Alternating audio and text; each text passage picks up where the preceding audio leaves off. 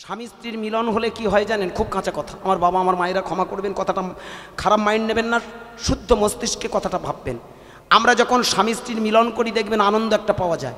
আর সেই আনন্দের সময় কি হয় জানেন? আমাদের এইখান থেকে, এই সহস্রা থেকে, ভেবে দেখবেন আমাদের যে মস্তিষ্ক আছে এই সহস্রা থেকে আস্তে আস্তে একটা রস নিচের দিকে নামতে থাকে। আমাদের যে স্পাইনাল কর্ড আছে, এই মেরুদণ্ড আছে না, আর তার পাশে দেখবেন সূক্ষ্মাতি সূক্ষ্ম যে স্নায়ুগুলো আছে, এই স্পাইনাল কর্ড আর মেরুদণ্ডের ভিতর দিয়ে, এই যে স্নায়ুগুলোর ভিতর দিয়ে, নার্ভগুলোর ভিতর দিয়ে, হ্যাঁ, ওই রজবীর্যগুলো আছাড় খেয়ে নিচের দিকে চলে আসে। খুব কাঁচা কথা বাবা, মানুষের রজবীর্য তৈরি হয় মস্তিষ্কে। এই জন্যে যে যত মানুষ এই রজবীর্যটাকে ধরার ক্ষমতা রাখে সে তত বেশি জ্ঞানী হয়। তবে তাই বলে এই নয় যে সেটাকে ব্যবহার করা খারাপ। যেটুকু প্রয়োজন প্রকৃতি বলছে সেইটুকু প্রয়োজন করো, প্রয়োজন ব্যবহার করো, নতুবা তুমি নষ্ট করো না। যদি তুমি নষ্ট করো তাহলে জীবনে তুমি কষ্ট পাবে। আর যদি তুমি সেটাকে একটা ইউটিলাইজ করতে পারো, সৎ ব্যবহার করতে পারো, তাহলে একদিন তুমি দেখে নাও তুমিই মহামানব। ভগবান বলে বাইরে কিছু নেই। কথাটা শুনতে খারাপ লাগলেও চরম সত্য, মিলিয়ে নেবেন। আমাদের এইখানে মস্তিষ্কে যে রজবীর্যটা থাকে আস্তে আস্তে নামতে নামতে নিচের দিকে নেমে আমাদের একটা দরজা তৈরি করে দিয়েছে। দ্যাট ন্যাচারাল গিফট, এটা প্রকৃতির আশীর্বাদ, গড গিফট, যেটাকে বলা হয় স্বাধিষ্ঠান। খুব কাঁচা কথা, যে দরজা দিয়ে স্বামী স্ত্রীর মিলনে একটা সন্তান হয়, ভালো করে ভাববেন, ওটাকে আমরা বলি মানব। মানব সন্তান বলি তো, মানব বলি বা সন্তান বলি, ভালো করে ভেবে দেখবেন। নিচে থেকে, এই যে উপর থেকে আস্তে আস্তে নিচের দিকে নেমে যেটা মিলনে হয় তার হয়, সেই মিলনে যেটা হয় সেটাকে সন্তান বা মানব বলা হয়। আর চৈতন্য মহাপ্রভু তথা যারা মহামানব তারা বললেন, এই কৃষ্ণ নামের সাউন্ড এনার্জি, শব্দ ব্রহ্ম প্রণব ধ্বনিটা যদি তোমার নিচে থেকে টেনে টেনে টেনে টেনে উপরের দিকে যদি নিয়ে যাও, যেদিন একটার পর একটা চক্রভেদ করে ওই মূলাধার স্বাধিষ্ঠান মণিপুর অনাহত বিশুদ্ধ আজ্ঞা চক্রভেদ করে যেদিন তুমি সহস্রার দিকে চলে যাবে, একটার পর একটা সহস্রার দিকে গিয়ে যেদিন তোমার ওই রজবীর্যটাকে, তোমার ওই শক্তিটাকে যেদিন তুমি ওই সহস্রাতে মিলন করবে, এদিক থেকে গেলে হয় মানব, আর ওদিক থেকে টেনে উপরের দিকে নিয়ে যাওয়ার নাম হলো মহামানব। হরি বল বাবা, নিতাই গৌর হরি বল। এদিক থেকে গেলে সন্তান, আর ওদিক থেকে আসলে মহাসন্তান। ভালো করে ভেবে দেখবেন, আমরা সন্তান জন্ম দিই কিন্তু মহাসন্তানের জন্ম দিই না। আমরা মানব জন্ম দিই কিন্তু মহামানবের জন্ম দিই না। আমার নিমাই চাঁদ মহামানব বানাতে এসেছিল জানেন। হরি বল, হরি বল। এই হরি নামটা দিয়ে মানুষকে দেখিয়ে দিয়েছিল তোমরা শুধু মানুষ নও, তোমরা মহামানব, তোমরা অমৃতের সন্তান, তোমরা স্রষ্টার সন্তান। প্রতিটা মানুষকে সেই ভগবত দর্শন, সেই আত্মদর্শন, সেই উপলব্ধি দেওয়ার জন্যই হরিনাম। এই জন্য দেখিয়ে দিয়েছিল হরে কৃষ্ণ। পারলে তোরা সেই ব্রহ্ম কৃষ্ণের সঙ্গে একবার মেশ। এই কৃষ্ণকে ধরলে সেই কৃষ্ণ, এই কৃষ্ণ, কৃষ্ণ কৃষ্ণ কৃষ্ণ কৃষ্ণ হরে হরে, এই কৃষ্ণ ওই কৃষ্ণ মিশে ব্রহ্ম Krishna. The man is god. প্রত্যেকটা মানুষের ভিতরে আছে সেই ব্রহ্ম, কারণ এটা মার্গের জিনিস। এটা একবার হারিয়ে গেলে আর খুঁজে পাই না। এটা ক্ষণিকে আসে, ক্ষণিকে যায়। আমি পা দুটো জড়িয়ে ধরবো, বলবো ভক্তমণ্ডলী, ভক্তিমতী মায়েরা আস্তে আস্তে, ঠিক আছে এগিয়ে চলুন।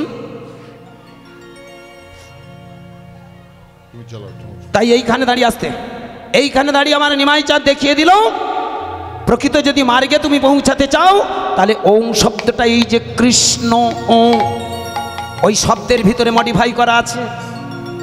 ভালো করে ভেবে দেখবেন, আমরা যে ছেলেদেরকে আমরা বলি না এই পেটে কৃমি হয়েছে একটু ওষুধ খাইয়ে দে, ভেবে দেখবেন যে ওষুধটা খাওয়ানো হয় সে ওষুধটা অন্য কিছু নয়, ওটা হলো কালমেঘ পাতার রস। কি ঠিক তো? ভালো করে ভেবে দেখবেন, আমরা যে বাচ্চাদের যে কৃমির ওষুধ খাওয়াই ওটা অন্য কিছু নয়, ওটা কালমেঘ পাতার রস, জাস্ট মডিফাই করে ওর নির্যাসটা সেটা বাচ্চাদেরকে খাওয়ানো হয়। আমার নিমাই চাঁদ সেই বেদের মন্ত্রটা ওং কৃষ্ণ রাম, এই শব্দটা মডিফাই করে সেখানে মানুষের কাছে তুলে ধরলেন।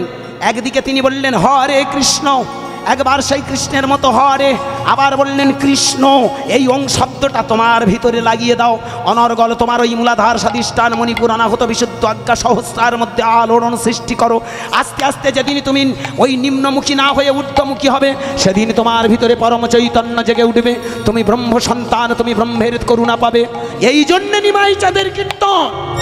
তাই তো 500 বছর আগে দরজায় দরজায় দেখিয়ে দিয়ে গেল, যেদিন তোমার ভিতরে এই জ্ঞান আসবে, সেদিন সব জাতপাত ভুলে গিয়ে একটাই জাতি হবে, তুমি বৈষ্ণব, তুমি বৈষ্ণব, তুমি বৈষ্ণব। কি বাবা, তাই না? এই জন্য চৈতন্য চরিতামৃতে কৃষ্ণদাস কবিরাজ গোস্বামী চৈতন্য ভাগবতে বললেন, যার মুখে আছে কৃষ্ণ নাম তাকে জানিবে বৈষ্ণব প্রধান। আলাদা করে বৈষ্ণব সাজতে হয় না, ওটা প্রাইমারি স্টেপ। মালা, তিলক, শিখা, চৈতন্য এগুলো প্রাইমারি স্টেপ। প্রকৃত চৈতন্য যখন আসবে তখন তুমি হয়ে যাবে তুমি বৈষ্ণব। তাই তো ভক্তমণ্ডলী বাবা মায়েরা, এই ওংটাই হলো আমাদের আদি মন্ত্র। যাক, যে কথা পরিপ্রেক্ষিতে এত দূর চলে আসলাম, সময় কেটে যাচ্ছে। সূর্যের যারা ভক্ত তারা কি বলে মা? বসে বসে সূর্যের আরাধনা করে। ওং জবা কৌসুম শঙ্কাসম কাশ্যপ্যং মহাদূতিম ধান্তরিং সর্বপাপগ্ন প্রণতস্মি দিবাকরম। কি বাবা বলে তো? অনেকে 12 বার মন্ত্রটা জপ করে। কথাটার মধ্যে দেখুন, যেমন ভেবে দেখবেন, মা শচী ঠাকুরানী প্রতিদিন গঙ্গায় স্নান করতে গিয়ে 12 বার জপ করত। কথাটার অর্থ কি? 12 বার, 12 বার নয়, কিন্তু গুনে গুনে 12 বার নয়, 12 বার। যেমন আমরা বলি বার করেছে, মেয়েটা বার করেছে। না খেয়ে থাকাটা বার নয়, ওটা তো তুমি না খেয়ে উপোস আছো। ভালো করে ভেবে দেখো, তুমি না খেয়ে আছো উপোস, কিন্তু বার করো, বার করো। তোমার মনের কুপ্রবৃত্তিটা বার করো, তোমার মনের ভিতরে অশুভ শক্তিটা বার করো, শুভ শক্তিটা নিয়ে এসো। এটাই বাবা ব্রত। ব্রত মানে কি? সত্যই হোক আমারই ব্রত, হব সুন্দর তোমারই মতো। কে, তাই না? ব্রত মানে অন্য কিছু নয়, না খেয়ে থাকাটাই ব্রত নয়, ওটা প্রাইমারি স্টেপ। ওটা আমাদের তথাকথিত হিউম্যান বডিটাকে সুস্থ রাখার জন্যে। অ্যাকচুয়ালি মন থেকে যেদিন কুপ্রবৃত্তি বার করবেন সেটাই। আর ব্রত মানে সত্যবাতে চলা, সত্যবাতে চলুন, আর মন থেকে কুপ্রবৃত্তি বার করুন। ভগবান কেন, পৃথিবীর সব শক্তি আপনার ভিতরে ঢুকে যাবে। এটা প্রকৃতির স্বাভাবিক নিয়ম, ন্যাচারাল কনস্টিটিউশন। ভেবে দেখবেন, স্রষ্টা যেমন আমাদের নিখুঁত কারিগর দিয়ে, কারিগরের সৃষ্টিতে আমাদের দেহটা তৈরি করে দিয়েছে, কোনো অভাব দেননি। সুতরাং দেব দর্শন, ভগবত দর্শন কোনো আলাদা নয়। মানুষ তার হিউম্যান বডিটাকে কাজে লাগাতে পারলে মানুষের ভিতরে দেব দর্শনটা আপনা আপনি চলে আসে। আর তারই জন্য চৈতন্য মহাপ্রভু বললেন, ওগো জাগ নাই যজ্ঞ নাই, নাই বলিদান, নাই যোগ নাই নাই বলিদান, নাই যজ্ঞ নাই, নাই বলিদান, যাগ নাই যোগ নাই নাই বলিদান, আছে শুধু হরে কৃষ্ণ কৃষ্ণ হরে রাম, আছে শুধু হরে কৃষ্ণ কৃষ্ণ হরে রাম, ওগো আছে শুধু হরে কৃষ্ণ কৃষ্ণ হরে রাম, আছে শুধু হরে কৃষ্ণ কৃষ্ণ হরে রাম, হরে কৃষ্ণ নিতাই গৌর হরে গৌর হরে। হরে হরে হরে রাম রাম রাম হরে হরে, হরে কৃষ্ণ কৃষ্ণ কৃষ্ণ হরে হরে, হরে রাম রাম রাম হরে হরে। তাহলে যারা সূর্যের উপাসনা করে তারা ওং জবা কৌসুম এই মন্ত্রটা বলে, বলে তোমা। তাহলে যারা সূর্যের উপাসনা তাদের সৌর, কি বললাম? শাক্ত, শৈব, সৌর, গানপত্য। গানপত্য মানে কি? যারা গণপতির পূজা করে। দেখবেন গণপতি হলো ভগবানের একটা রূপ, কি তাই তো বাবা? আপনারা ব্রহ্মবৈবর্ত পুরাণ পড়ুন, সেখানে দেখবেন যারা বিশেষ করে ওমা সিদ্ধিদাতা গণেশের কখন পুজো করা হয়, যাদের দোকান আছে, কি দেখবেন বিশ্বকর্মারও একটা ফটো রাখে, আর সঙ্গে সেই সঙ্গে একটা দোকানে দেখবেন, হ্যাঁ, অনেকে দেখবেন গণেশ ঠাকুরের। এটা হলো, গণেশ হলো একটা ভগবানের এক রূপ। সেই জায়গায় যারা গণপতির পূজা করে তাদেরকে বলা হয় গানপত্য। আর বৈষ্ণব কারা? যারা আমার নিমাই চাঁদের এই কীর্তনটা দুটো বাহু তুলে বলে। এখানে সবাই বৈষ্ণব। কে নিরামিষ খান, কে আমিষ খান, সেটা পরের গল্প। ওটা আপনার ভালো মন্দের বিচারটা আপনার দেহের জন্য আছে। কিন্তু মনে রাখবেন আমরা সবাই বৈষ্ণব, ঠিক তো নাকি? বৈষ্ণব তো নাকি? বৈষ্ণব তো নাকি? বৈষ্ণব হয়, বলো মা, হয় না? আমাদের পাড়ায় তো 47টা চৈতন্য হয়েছে, তার মধ্যে 4টে প্রভু। আচ্ছা, হ্যাঁ গো বাবা, 47টা চৈতন্য হয়েছে। আমি চৈতনগুলো গুনিমা। আগে তারা মদ রদ খেত, গাঁজা টাজা যা পেত না, বলা ঠিক নয়, ক্যামেরা আছে আবার না বলে আর থাকি কই।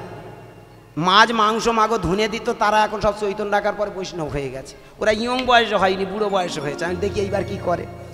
নিমাই চাঁদ 24 বছরের সমাজটাকে চৈতন্য দিতে এসেছিল। ভালো করে ভেবে দেখুন, নিমাই চাঁদের আর এক নাম চৈতন্য মহাপ্রভু। চৈতন্য মহাপ্রভু কেন বলা হয় কোনোদিন ভেবে দেখেছি? তার ভিতরে যে চেতনাটা ছিল, যেটা আমার কেশব ভারতী পূরবে প্রতিজ্ঞা ছিল গর্গমুনি শনে, কলিযুগে উদ্ধারিব হরিনাম সংকীর্তনে। যিনি গর্গমুনি তিনি হলেন কেশব ভারতী। তাই কেশব ভারতীর কাছে যখন গিয়েছিল ওই 24 বছরের ইয়ং ছেলেটা যেই হরিনামের জন্য ভিক্ষা চাইল যে তুমি আমায় দীক্ষা দাও, আমি হরিনামের জন্য এগিয়ে যাব, তুমি আমায় অনুমতি দাও, কারণ তুমি এ যুগে নয়, তুমি যুগে যুগে ছিলে। তখনই আমার কেশব ভারতী বলেছিল, আজ থেকে তুমি গোরা নও, আজ থেকে তুমি নিমাই নও, তুমি আমার চৈতন্য মহাপ্রভু। নিতাই গৌর হরি বল। তোমার ভিতরে যে চেতনাটা আছে সেই তো। তাই আমি তোমাকে শতকোটি প্রণাম যাই আমার অন্তরের অন্তর থেকে। ভালো করে ভেবে দেখবেন, যে কারণে চৈতন্য যার জেগেছে সেই হলো চৈতন্য। তাই যাজ্ঞে আবার চৈতন্যের আবার ভাগ আছে গোমা। যারা চৈতন্য নিয়েছে ওদের মধ্যে আবার আমাদের 4টে প্রভু আছে। আমাদের আসতে আমাদের পাড়ায় একজন বেশ বয়স্ক মতো, বেশ কত 60-65 হবে। হ্যাঁ গোমা, আগে তেল ব্যবসা করতো, লোকের বাঁশ টাঁস দিত, সুদের ব্যবসাও কম টম একটু ছিল। এখন চৈতন্য রাখার পরে মোটামুটি একটু কিছু ছেড়ে দিয়েছে। হ্যাঁ, তেলও ব্যবসা করে। হ্যাঁ, আর সেই সঙ্গে মোটামুটি একটু সুদের ব্যবসা করে না বলে আর থাকি কই। সে ব্যবসা তো যায় না, জাত ব্যবসা। আর সেই সঙ্গে চৈতন্য নিয়েছে। সে আবার গর্ব করে বলে 4 জন প্রভুদের মধ্যে আমি একজন প্রভু।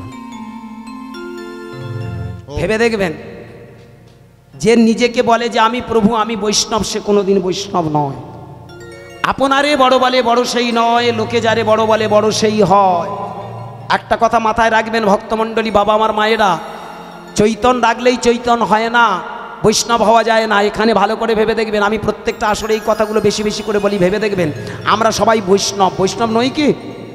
এই দেখুন, তার একটা প্রমাণ আছে। ছোট করে আসতে আমি বলেই চলে যাব, কারণ সময় কটা বাজে বাবা? 5:30। 5 মিনিট বাকি। ও দূর। হ্যাঁ, লক্ষণ সেনের গল্পটা না গাইবো? হ্যাঁ, না বলে ছাড়ছি না। ইতিহাসের ছাত্র আছো নাকি? শোনাবো আসতে, ঠিক আছে? 4 মিনিটে বলবো। দেখো বাবা, 34 বছরের কীর্তনী আমরা 3 মিনিটেও শেষ করতে পারি, আবার 3 ঘন্টায় বাড়াতে পারি, অসুবিধা কিছু নেই। ব্যবসাটা আমাদের খুব জানা আছে।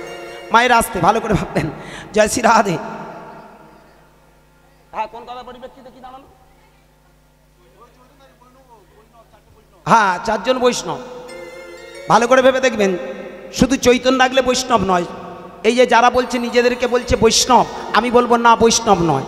এখানে আমরা যদি ঠান্ডা মাথায় বিচার করে দেখি, আমরা সবাই বৈষ্ণব। এখানে যারা বসে আছেন, কে মাছ খাচ্ছেন মাংস খাচ্ছেন বড় কথা না, রক্ত বলছে। ডিএনএ টেস্ট করলে বোঝা যাচ্ছে আমরা বৈষ্ণব। কীরকম? আমার বাবা থেকে আমি এসেছি তো নাকি? আপনারা সবাই বাবা মা থেকে এসেছেন তো? বাবা মা থেকে এসেছেন, তাহলে আপনার বাবা মা আপনার কাছে ভগবান, ঠিক তো নাকি? আপনার বাবা মা আপনার ভগবান, প্রত্যেকের কাছে প্রত্যেকের বাবা মা ভগবান। তাহলে বাবা মা যদি ভগবান হয়, আমার বাবা মার ভগবানটাকে তার বাবা মা, তার বাবা মার ভগবানকে তার বাবার ভগবানকে তার বাবা মা, তার বাবা মা, তার বাবা মা, তার বাবা মা, তার বাবা মা, তার কি? তাহলে ভগবান খুঁজতে যদি উপর দিকে যাওয়া যায়, ভগবান নিচে নেই। কিন্তু ভগবান এই নিচের দিকে তাকালে হবে না, উপর দিকে তাকাতে হবে। এই জন্য নিমাই চাঁদের এই হাত তোলার কৌশল। এই বাহুটা তুলে দিয়ে দেখিয়েছিল এই দিকে নয়, নিচের দিকে নয়, উপরের দিকে। হ্যাঁ গো মায়ের, এটা দিয়ে শিখিয়েছিল উপর দিকে তাকাও, উপর দিকে যাও, তবে তো তুমি ভগবান পাবে। উপরটা কি? তোমার বাবা মা তোমার ভগবান। তাহলে তার বাবা মা, তার বাবা, তার বাবা মা, তার বাবা, তার বাবা, যেতে যেতে তুমি কোথায় যাচ্ছ? এখানে ভালো করে ভেবে দেখবেন, আমরা যদি আমার বাবা, তার বাবা, তার বাবা, তার বাবা খুঁজি, ওপরে গেলে কিছুটা দূরে যাওয়ার পরে দেখতে পাই আমরা একটা গোত্রের মানুষ। ঠিক, এখানে যারা আছে সবাই একটা করে গোত্র আছে। কাশ্যপ, শাণ্ডিল্য, মৌদগল্য, ভরদ্বাজ, আত্রেয়, কি আছে না? মোট 54টা গোত্র আমাদের পুরাণ মতে বলছে 54টা গোত্র আছে। তাহলে 54টা গোত্র যদি আমরা পাই, আসতে এদিকটা ঠিক তাকানো হচ্ছে না, যাক, এদিকে জনসংখ্যা কম, একটু রোদ্দুর পড়েছিল তো, ওই জন্য কেউ বসতে চায়নি। এইবার আসবে সব, ঠিক আছে? বেলা পড়লে সবার ইচ্ছা হয় একটু যাই। আমি তো ভেবেছিলাম বেলা পড়লে গান করতে যাব, কিন্তু না, দেখি এগ্রিমেন্ট কাটা আছে 2টোর সময়। যদি 3টের সময় আসতাম পিঠের চামড়া তুলে দিত না। হ্যাঁ ঠিক আছে, দরকার নেই। আস্তে, হরে কৃষ্ণ। আমা আস্তে, ছোট করে ভাবুন। এখানে যারা যারা বসে আছেন একটা করে গোত্র আছে। যেমন আমার গোত্র কাশ্যপ, মানে কি আমার বাবা তার বাবা তার বাবা তার বাবা তার বাবা তার বাবা করে উপরে যদি যাই, তাহলে দেখতে পাই কশ্যপ বলে একটা মুনি ছিল। এখানে যাদের কাশ্যপ গোত্র কশ্যপ মুনি থেকে এসেছেন। শাণ্ডিল্য যাদের শাণ্ডিল্য মুনি থেকে এসেছেন। মৌদগল্য মৌদগল্য মুনি থেকে এসেছেন। সাবর্ণ সাবর্ণ থেকে এসেছেন। আত্রেয় অত্রি মুনি থেকে এসেছেন। পরাশর পরাশর মুনি থেকে এসেছেন। ভালো করে ভাববেন, মোট 54টা মুনি ছিল বেদের যুগে। সেই মুনি ঋষিদের বংশধর আমরা, তাই আমাদেরকে বলা হলো সেই গোত্রে। তাহলে ভালো করে ভেবে দেখুন, আমার বাবা ভগবান, তাহলে তার বাবা তার বাবা তার বাবা তার বাবা করতে করতে আমরা কোথায় গেলাম? এক একটা মুনি ঋষির কাছে পৌঁছে গেলাম। এইবার এক একটা মুনি ঋষির কাছে যখন গেলাম, মুনি ঋষিদের বাবার নাম কি? খুব মন দিয়ে শুনবেন, যারা আমার তত্ত্বগুলো শোনেন আজকেরও আপনারা একটু মন দিয়ে কথাগুলো ভাববেন। তাহলে মুনি ঋষিদের থেকে যদি আমরা আসি, মুনি ঋষিদের বাবার নাম, মুনি ঋষিদের বাবার নাম হলো ব্রহ্মা। ঠিক। ব্রহ্মা থেকে মুনি ঋষি, মুনি ঋষি থেকে আমরা, কি ঠিক তো বাবা? এইবার ব্রহ্মার বাবার নাম কি? বেশ বাবা। ব্রহ্মার বাবার নাম হলো বিষ্ণু। বিষ্ণু মানে কে? বিষ্ণু মানেই তো ভগবান নাকি? নিতাই গৌর হরি বল হরি বল। বিষ্ণু মানে তো ভগবান। তাহলে বিষ্ণুর যদি নাভি কমল থেকে ব্রহ্মা হয়, তাহলে ভগবানের বাচ্চা এও ভগবান। একদম ঠিক। জমিদারের বেটা জমিদার হবে না? বলুন না, আপনার 1 বিঘে জমি আছে বা 10 বিঘে জমি আছে, আপনি মরে যাওয়ার সময় কি জমিগুলো নিয়ে চলে যাবেন কি? তাহলে আপনি কিছু তো রেখে যাবেন নাকি? আর কাদের জন্য রেখে যান? ছেলেদের জন্য তো। তাহলে আপনি যে ভালো করে ভেবে দেখুন, ওই বিষ্ণু থেকে যদি ব্রহ্মার জন্ম হয়, তাহলে ব্রহ্মার ভগবানের রক্ত থেকে ভগবানের বাচ্চা কি? এইবার ব্রহ্মা বিষ্ণু থেকে যদি ব্রহ্মা হয়, ব্রহ্মা থেকে মুনিগণ মানে ভগবানের অংশজাত, তাহলে ভগবানের অংশ থেকে বিষ্ণু থেকে ব্রহ্মা, ব্রহ্মা থেকে মুনিগণ, আর মুনিগণ থেকে যদি আমরা আসি, তাহলে আমরা কারা? সব একাকার বাবা। ডিএনএ টেস্ট করুন, আমরা বিষ্ণুর বাচ্চা। কি রক্ত টেস্ট করে দেখুন, ডিএনএ টেস্ট করলে পাওয়া যাবে বৈষ্ণব থেকে, বিষ্ণু থেকে ব্রহ্মা, ব্রহ্মা থেকে মুনি ঋষি, মুনি ঋষি থেকে আমরা কারা? ওই জন্য আমাদের সবাইকে বলা হয় বৈষ্ণব। একদম ঠিক। এই জন্যে তো নিমাই চাঁদ বলে গেছে, নিমাই তো অশিক্ষিত নয়। যে কথাগুলো বলে গেছে অনেক বুঝে অনেক জেনে তবে আমাদের জন্য বলে গেছে। আমরা বর্তমান দিনে কায়দা করে আর একটা জাত বানিয়ে ফেলেছি। একদম ঠিক। যারা নিরামিষ খায় বৈষ্ণব, আর যারা ডাল মাছ মাংস খায় ওরা অবৈষ্ণব। ওরা সাধু, এরা অসাধু। ভালো করে ভেবে দেখুন, মালা গলায় দিয়ে সিটিংবাজি করলেও তবু বলবে না আমরা সাধু, কি তাই না বলুন? ঠিক ঠিক ঠিক। আমরা লোকের ঝেড়ে ফাঁকা করে চলে যাচ্ছি, তবুও মানুষ বলছে ওই সাধু। আমরা কারা ভাই? একদম ঠিক। আজও সাধু চিনলাম না। ভাবলে অবাক লাগবে, সাধু শব্দের অর্থ কি জানেন? Honesty is the best of policy. সততাই হলো সাধু। তাই ভালো করে ভেবে দেখবেন, আমার বিষ্ণু তিনি হলেন সর্বেশ্বরবা। তাই সর্বেশ্বরবা থেকে যদি আমরা এই পৃথিবীতে সবাই জন্মাই, তাহলে আমরা কারা? সুপার লর্ডের বেটা লর্ড। একদম ঠিক তো? একটা আম খেয়ে যদি আঁটি পুঁতে দেন, সেই আঁটি থেকে দেখবেন আবার গাছ হবে, আবার কাঁঠাল হবে। কি কাঁঠাল হবে তো? আমের আঁটি থেকে কাঁঠাল হবে তো নাকি? তেঁতুল হয়, ঠিক। তাহলে আম গাছে কাঁঠাল হবে না তো? তেঁতুলও হবে না, কি হবে? কি তেঁতুল হবে, ঠিক। তাহলে তেঁতুল, উনি তেঁতুলই বলেছেন, তাহলে মিলে গেছে কথাটা, ওনার মিলে গেছে। যাই হোক ভক্তমণ্ডলী, আম থেকে কি দাঁড়ায়? আমই হয়। তাহলে আঁটিটা যদি বিষ্ণু হয়, সেখানে তেঁতুল ফলবে কি কি হবে সেটা উনি জানেন। নিতাই গৌর হরি বল। তাহলে আমরা কারা? এই জন্য নিমাই চাঁদ দেখিয়ে দিয়ে গেল, এখানে বৈষ্ণব সবাই যার মুখে আছে কৃষ্ণ নাম। আহা হা। তাহলে ভালো করে ভেবে দেখবেন, সেই কৃষ্ণ মানে অসীম অনন্ত। সেই অনন্তের যারা গুণানুকীর্তন করে, অনন্তের দিকে যারা এগিয়ে যায়, সেই উজানের দিকে যারা এগিয়ে যায়, তারাই তো বৈষ্ণব। কি বোঝা গেল? তাই এক কথায় মায়েরা, শাক্ত বলি, শৈব বলি, সৌর বলি, গানপত্য বলি, বৈষ্ণব বলি, যাই বলি না কেন, আমাদের উদ্দেশ্য সেই ব্রহ্মের সন্ধান। এক ব্রহ্ম দ্বিতীয়। চলো মোরা সেই দেশেতে যাই, চলো মোরা সেই দেশেতে যাই,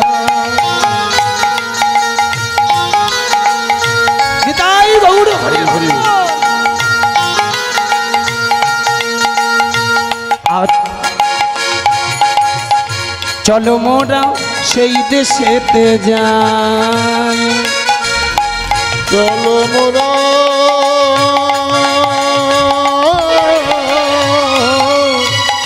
সেই দেশেতে যাই, যে দেশেতে নেই দেশাদেশ, যে দেশেতে নেই দেশাদেশ, চলো সবাই যাই, চলো মোরা সেই দেশেতে যাই গো, চলো মোরা সেই দেশেতে যাই। এই দেহের মাঝে আছে সব,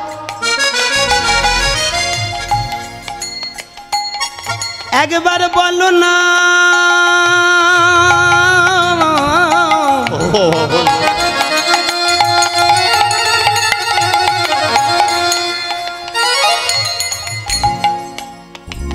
তোমরা গাও না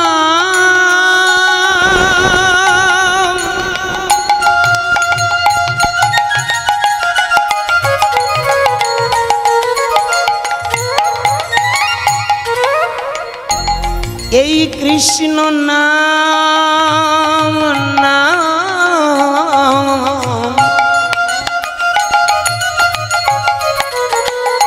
নাম নাম নাম, অহংকারের মঞ্চ হতে নাম, গাহ কৃষ্ণ নাম, কুপ্রবৃত্তি হতে নাম, গাহ হরি নাম। এই মধ্যে আছে দেখো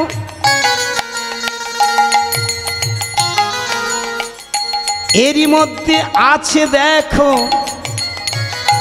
জ্ঞানী গুণীজন, খুঁজিলে পাইবে দেখো অমূল্য রতন।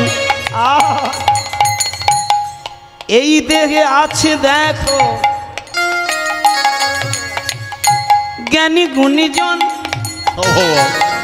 ওই মূলাধারে স্বাধিষ্ঠান মণিপুর অনাহত বিশুদ্ধ আজ্ঞা, এটা হলো তোমার জ্ঞান দৃষ্টি, কণ্ঠটাই হলো তোমার পরিশুদ্ধতা, হৃদয়টা যদি কমল করে নাও, নাভি কমলটা যদি একবার শুদ্ধ করে সমস্ত নারীর সংযোগ ঘটাও, এই দরজাতে যদি একবার দেখো স্বাধিষ্ঠান, সেখানে তো সব অধিষ্ঠান। একবার কামনাকে যদি তুমি একবার বশীভূত করো, এই মহাজনকে যদি তুমি একবার বশীভূত করো ভাই, তাহলে দেখবে এই পৃথিবীতে তোমার প্রকৃত কামনা তো নাই। কাম মানে সৃষ্টি, কাম মানে কুপ্রবৃত্তি নয়। মূলাধারে আছে দেখো আমার সেখানে তেরাই,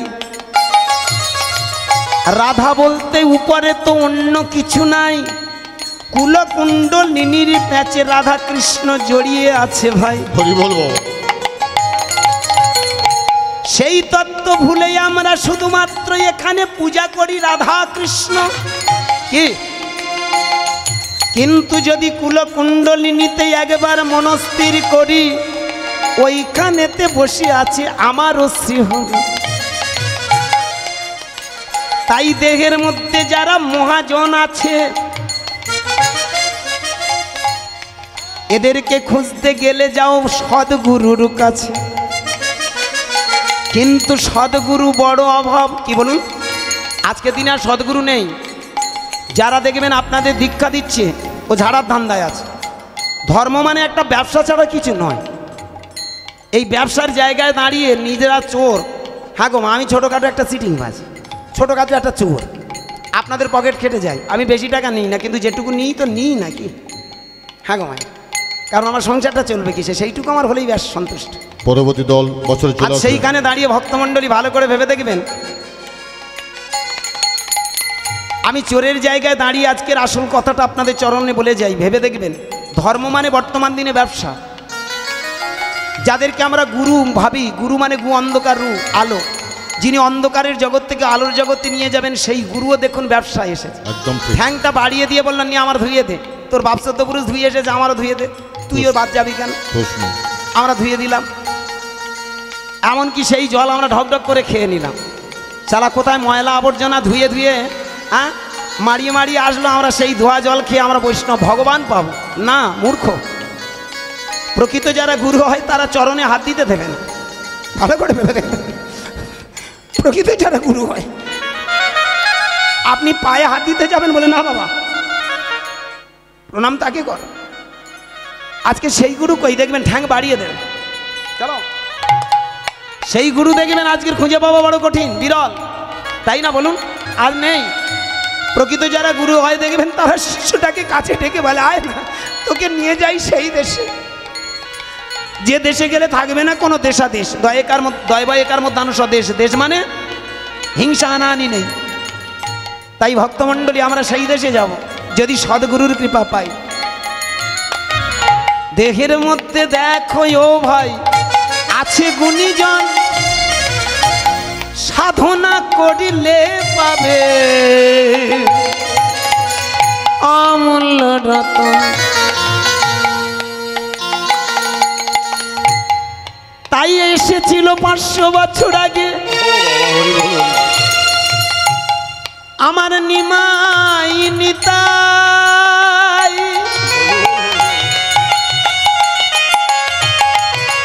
কেঁদে কেঁদে বলেছিল চলো সেই দেশে যাই।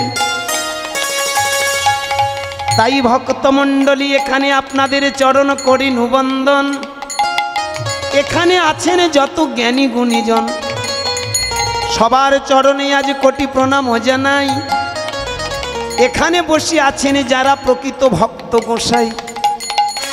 এই যন্ত্রটাকে যদি আমরা গুছিয়ে নিতে পারি, বাইরে নয় গো ভাই ভিতরে বসে আছেন হরি। তাই এখানে যত জ্ঞানী গুণীজন মহাজন বসে আছেন সবার চরণে প্রণাম জানাই। 500 বছর আগে আমার এসেছিল নদীয়ার নিমাই। একবার কৃষ্ণ নামে যত পাপ হরে, পাপের সাধ্য নাই তত পাপ করে। ভাববেন কথাটার অর্থ এটাই, যেদিন তুমি একবার এই সলিলে স্নান যে করিবে ওইখানেতে তুমি তোমার দেহ মন পবিত্র করিবে। ওই মূলাধার স্বাধিষ্ঠান মণিপুর হতে যেদিন ত্রিবেণী সঙ্গমে আসবে ওইখানেতে দেখো তোমার ত্রিধারা বহিবে। ওই গঙ্গা যমুনা সরস্বতী 3টে ধারা বয়, আগম নিগম বেদ বেদান্তে সর্বশাস্ত্রে কয়। তাই মহাজন যারা তারা বলে চলো একবার ওই দেশে যাই, থাকবে না তো দেশাদেশ। একবার সবাই বলো হরি বলো ভাই নিতাই গৌর হরি বল হরি বল। চলো সবে সেই দেশে যাই, চলো সবে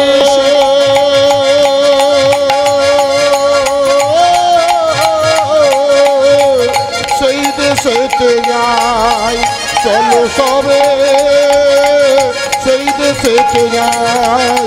যে দেশেতে নেই দেশাদেশ, যে দেশেতে নেই দেশাদেশ, চলো সবাই যাই। চলো সবে সেই দেশেতে যাই, চলো সবে সেই দেশেতে যাই, চলো সবে সেই দেশেতে যাই, চলো সবে সেই দেশেতে जय जय निमाई चाँद की जय, निताई चाँद की जय, हरि सभा की जय, हरि नाम की जय, अपन अपन गुरु की जय, महाप्रसाद की जय, हरि सभा की जय, हरि संकीर्तन की जय, निमाई चाँदेर महामंत्र की जय। একটু বোঝা যাচ্ছে কি? তাহলে একটু উলুধ্বনি হয়ে যাক। हरि बोल हरि बोल।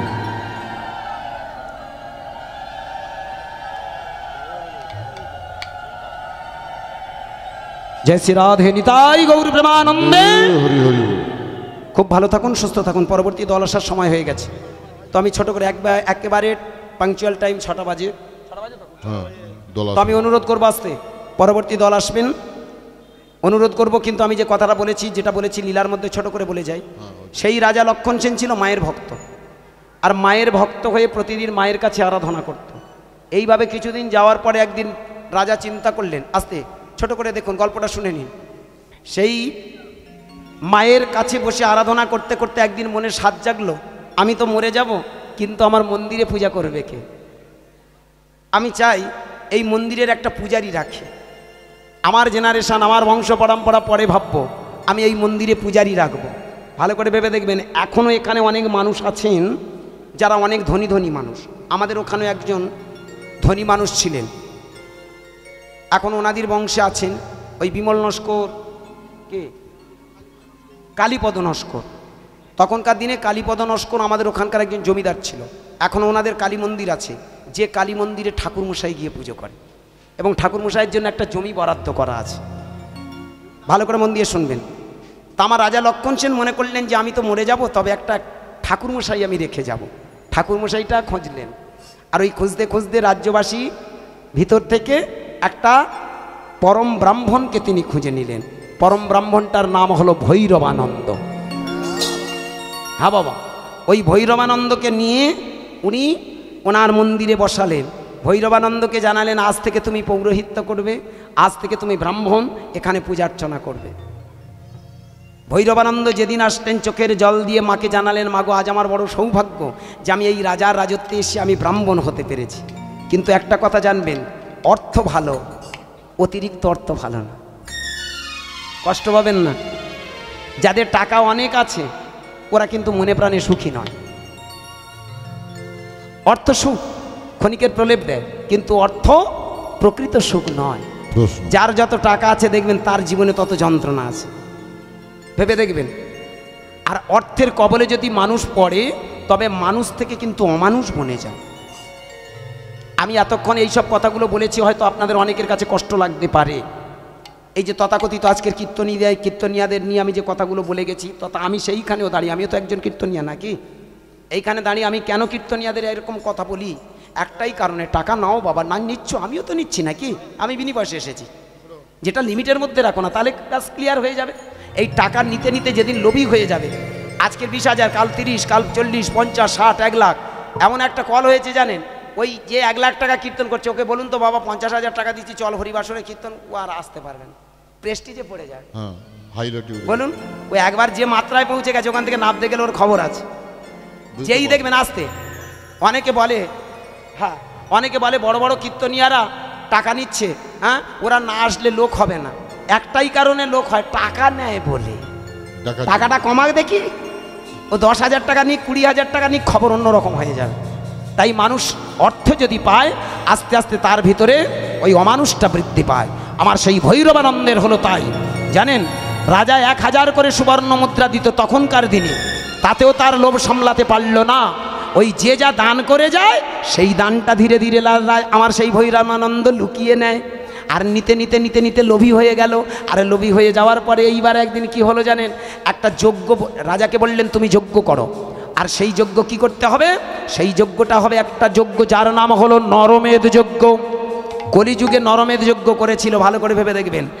ত্রেতা যুগে যজ্ঞ করেছিল মহারাজ নৌশের ছেলে যজাতি, আর কলিযুগে একটা নরমেধ যজ্ঞ করতে চেয়েছিল যার নাম ওই লক্ষণ সেনের পুরোহিত ভৈরবানন্দ। যাক, লীলাটা হয়তো আমি আপনাদেরকে ঠিক গুছিয়ে বলতে পারলাম না, তবুও 4 কথায় বলে যাই। কলিযুগে ভৈরবানন্দ আজ থেকে 900 বছর আগে চেয়েছিল এই মন্দিরে একটা নরবলি হোক। আর সেই নরবলিটা কি? একটা কৃষ্ণ ভক্ত ছেলে। সেই কৃষ্ণ ভক্ত ছেলেটাকে খোঁজার জন্য পরবর্তীকালে জানে কোথায় গিয়েছিল? ওই কেন্দুবিল্ল গ্রামে। ওইখানে একটা ছেলেকে পাওয়া গিয়েছিল যার নাম কৃষ্ণদাস। জানেন, সে ছিল ব্রাহ্মণ সন্তান। আর সেই ছেলেটাকে নিয়ে ওই কেন্দুবিল্ল গ্রাম থেকে যখন চলে গেল রাজা লক্ষণ সেনের মন্দিরে, লক্ষণ সেন বললেন, এ কি, এ কেমন? আমি যদি নরবলি দিই তাহলে এত বড় অন্যায় হবে। এ যুগে তো কোনো বলি নেই, এ যুগে তো কোনো বলি প্রথা নেই, তাহলে উপায়? হ্যাঁ, সেইখানে কাঁদতে কাঁদতে আমার রাজা লক্ষণ সেন মায়ের কাছে প্রার্থনা করেছিল, মা আমি জানি না মা তুমি কেমন করে এই নরবলিটা চাইলে। ব্রাহ্মণ ঠাকুর আমাকে বলেছে, আমি ব্রাহ্মণ ঠাকুরের নির্দেশ মতো কথা মতো তো এগিয়েছি, কিন্তু এ কেমন কথা? একজন বিচক্ষণ রাজা হয়েও সেদিন প্রতিবাদ করতে পারেনি ওই ব্রাহ্মণ্যবাদের উপরে দাঁড়িয়ে। তাই ব্রাহ্মণ্যবাদ দিয়ে সেদিনই যখন শোষণ করে আমার সেই নরবলি দিতে চেয়েছিল, ওইখানেতে আমার ভক্ত জয়দেব এসেছিল। আর জয়দেব এসে শিক্ষা দিয়ে বলল, শোনো তুমি দেখো কিয়ৎক্ষণের মধ্যে তোমার কি দুর্ঘটনা ঘটে যায়। রাজা দেখেছিল কিয়ৎক্ষণের মধ্যে তার একটা সন্তান ছিল, সেই সন্তানটি মারা গেল। পরবর্তীকালে রাজা যখন কাঁদতে কাঁদতে জয়দেবের কাছে গেল, জয়দেব আমার উপায় বলো, কি করতে হবে। তখন রাজা বলেছিল তুমি এক কাজ করো। আহা, আমার জয়দেব বলেছিল তুমি এক কাজ করুন, করেন মহারাজ। কি করব? তুমি এক কাজ করো, ওই তোমার মন্দিরে যে মা দাঁড়িয়ে আছে, ওই যিনি কৃষ্ণ তিনিই তো কালী, তাই ওই কৃষ্ণ কালীর মন্দিরে তুমি এক কাজ করো, অনর্গল বসে বসে গাও হরিনাম, আর ওই হরিনামের গুণে তোমার পাপে তোমার সন্তানের প্রাণ, আর সেই সঙ্গে দেখবে এই যজ্ঞ আর নয়, এই হরিনামের গুণে এই নামযজ্ঞ পূর্ণ হবে। হ্যাঁ ভক্তমণ্ডলী, বাবা মায়েরা, সেদিন ওই জয়দেবের কথা মতো আমার সেই রাজা লক্ষণ সেনের রাজ দরবারে হয়েছিল একটা হরিসভা, আর ওই হরিসভা করে হরিনাম করল, রাজ সন্তান প্রাণে বেঁচে গেল। এবং শুধু তাই নয়, সেদিন থেকে ওই রাজা লক্ষণ সেনের মন্দিরে দাঁড়িয়ে বলল আজ থেকে সমস্ত বলি প্রথা শেষ, না হবে কোনো পাঠা বলি, না হবে কোনো এখানে কোনো কিছু বলি। তাই লক্ষণ সেন সেদিন জানিয়ে দিয়েছিল আজ থেকে আমার এই রাজত্বে কোনো বলি নয়, একটাই বলি দিতে হবে, সেটা হলো মন। তাই সেদিন থেকে ওই মন প্রাণ দিয়ে কৃষ্ণ নামের প্রচার ঘটালো, প্রকাশ ঘটালো। আজও আমাদের যারা হিস্ট্রি অনার্স নিয়ে যারা পড়াশোনা করেছেন, ইতিহাসের পাতায় অলঙ্কৃত করে আছে, সেই যে রাজা লক্ষণ সেনের সভাকবি ছিল আমার ভক্ত কবি জয়দেব। নিতাই গৌর হরি বল। পরবর্তী দল এসে গেছে, সবাই হাত তুলুন। হরে কৃষ্ণ কৃষ্ণ কৃষ্ণ হরে হরে, হরে রাম রাম রাম হরে হরে।